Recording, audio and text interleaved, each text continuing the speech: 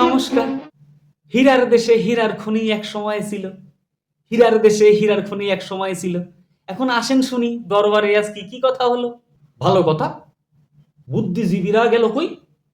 এই যাদের দেখি ইনফ্লুয়েন্স তারাই গাছে তুলে কাটলো মই।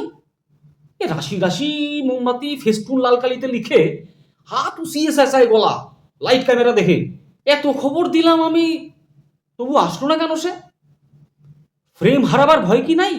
এত কনফিডেন্সে পাই কিসে? সেই সত্যজিতের আমল থেকে ব্যাট হয়ে আছে ঠাই। আমি ভাবি লাইক দেই যদি কখনো ভালো কিছু পাই।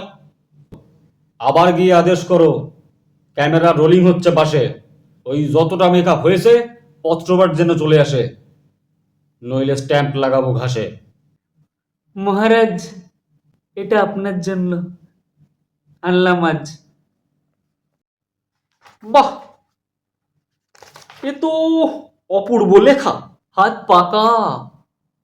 এ লেখা কাজে লাগে না, গরিবের জন্য ভাবে না। প্রোডাকশন সব সেল, শুধু প্রথমে লাগবে তেল।